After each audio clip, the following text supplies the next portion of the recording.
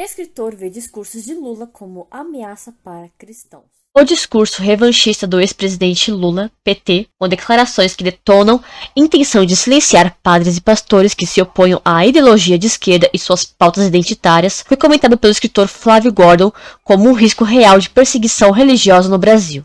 Em seu artigo publicado pelo jornal Gazeta do Povo, Gordon pontuou que o cenário vivido por cristãos no regime autoritário de Daniel Ortega na Nicarágua é um grave alerta ao povo brasileiro. Isso deveria sim servir de alerta ao Brasil, sobretudo quando o candidato Luiz Inácio Lula da Silva, velho aliado do ditador nicaragüense e ademais simpatizante declarado das estratégias revolucionárias chilena e boliviana, que incluíram ondas de ataque a igrejas, intensifica sua retórica de enquadramento dos cristãos católicos e evangélicos, deixando muito claro que, num eventual terceiro mandato, só serão tidos por legítimos os cristãos que se comportarem de acordo com a etiqueta política do lulopetismo. Contextualizou. Lula vem acumulando declarações hostis a cristãos nos últimos meses, referindo-se a pastores como farofeiros e dito mais recentemente no lançamento de sua campanha no Vale do Anhangabaú, em São Paulo, que padres e pastores são desnecessários. Igrejas não têm que ter partido político, porque as igrejas têm que cuidar da fé e da espiritualidade das pessoas, e não cuidar de candidaturas de falsos profetas ou de fariseus que estão enganando esse povo inteiro.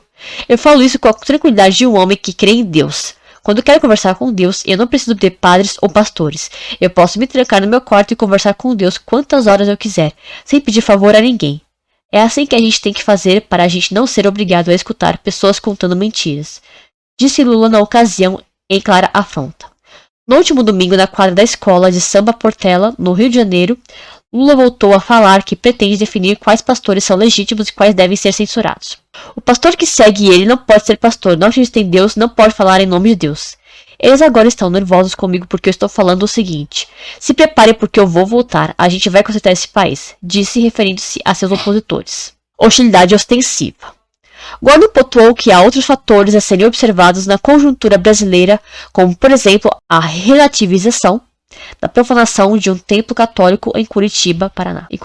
Pelo vereador Renato Freitas, PT, por parte do ministro do STF, Luiz Roberto Barroso. Num contexto em que partidário de Lula e autoproclamado iluminista, talvez simpático, portanto, à proposta voltairiana de êcrase, um ministro do STF restitui o mandato de vereador cassado por invadir uma igreja e violar com slogans revolucionários um espaço de culto. Esse discurso em prol de uma igreja companheira deveria preocupar todos os cristãos, criticou. Lula recorre àquilo que socialistas ateus como Marcelo Freixo e Manuela Dávila, por exemplo, costumam fazer em período eleitoral, a famosa e canastrona pose de santinho do pau. No caso do ex-presidiário, todo intelectual coletivo formado pela imprensa amestrada, artistas, marqueteiros e influenciadores petistas corre para requentar velhas mentiras. A primeira é a de que Lula é pessoalmente um homem de fé, um católico. A segunda é a de que o próprio PT surgiu da Igreja Católica, desabafou o escritor. Ao final, Gordon sintetiza seus sentimentos sobre os problemas representados pela esquerda no Brasil.